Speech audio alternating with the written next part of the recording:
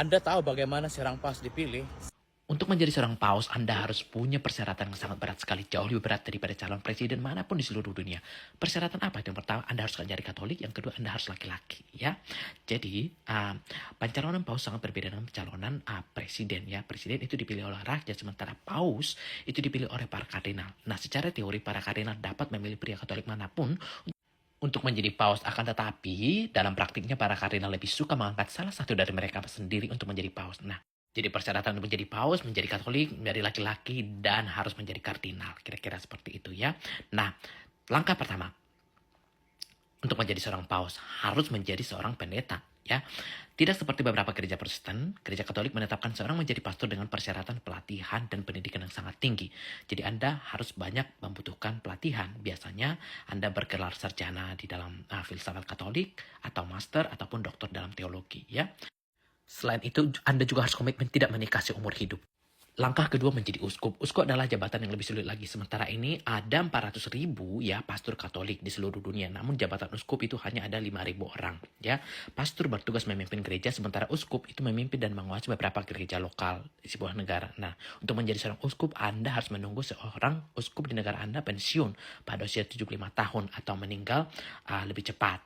Namun Anda tidak dapat begitu saja dipilih menjadi uskup karena sudah ada daftar rahasia calon uskup yang diperbaharui setiap 3 tahun berdasarkan profil para uskup yang ada di negara Anda. Nah, untuk masuk ke dalam daftar calon uskup ya, Anda harus berusia minimal 35 tahun, telah menjadi pastor minimal 5 tahun, memiliki gelar doktor teologi atau setara.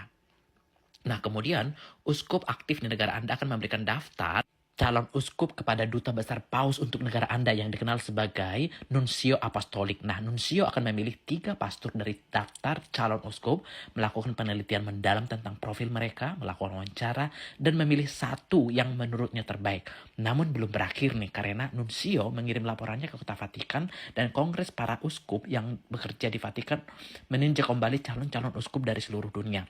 Nah, jika kongres para uskup tidak menyukai salah satu dari ketiga kandidat yang diusulkan, mereka dapat memberitahu nuncio untuk memulai proses seleksi uskup dari awal. Pendaftaran calon uskup, memilih 3 kandidat terbaik, melakukan lebih banyak penelitian, wawancara, dan mengirimkan hasilnya kembali ke Vatikan. Langkah ketiga menjadi kardinal. Tugas kardinal jauh lebih berat lagi dari para uskup dan mereka juga lah yang berhak memilih paus baru. Satu-satunya cara untuk menjadi kardinal adalah paus harus mengangkat kardinal dari 5.000 uskup yang ada di seluruh dunia dan hanya ada 200 kardinal di seluruh dunia.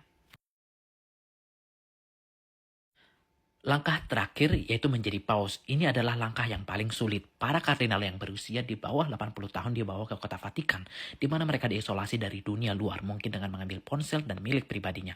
Setelah diasingkan, ya pemilihan paus baru dapat dimulai. Pemilihan ini tidak pernah persis sama dengan sebelumnya karena mantan paus biasanya meninggalkan instruksi bagaimana ia ingin penggantinya dipilih. Tetapi secara umum, pemilihan paus berjalan seperti ini. 4 kali sehari para kardinal pergi ke Kapel Sistina untuk melakukan pemungutan suara. Untuk menjadi paus terpilih harus memperoleh 2/3 suara dari jumlah total kardinal yang berjumlah 200. Kardinal harus menuliskan satu nama calon paus di selembar kertas, kemudian berdiri di depan altar dan mengucapkan frasa Latin yang panjang. Setelah itu suara dihitung dan kemudian kertasnya dibakar. Nah, itu sebabnya mengapa stasiun TV yang meliput pemungutan paus menggunakan kamera streaming langsung HD super modern untuk melihat cerobong asap. Jika asapnya hitam, artinya tidak ada paus baru yang terpilih. Ini karena calon paus tidak mendapatkan 2/3 suara. Itu makanya pemilihan paus sangat lambat dan rekor terlama pemilihan paus itu memakan lebih dari 3 tahun. Apabila seorang calon paus mendapatkan 2/3 suara, paus terpilih memiliki satu tugas terakhir lagi, yaitu memilih nama baru. Tidak ada aturan formal, namun paus biasanya akan memilih nama paus sebelumnya. Nah, setelah paus terpilih menerima jabatan kepausannya, surat suara akan dibakar bersih untuk membuat asap putih dan mengumumkan kepada dunia bahwa seorang paus baru telah terpilih.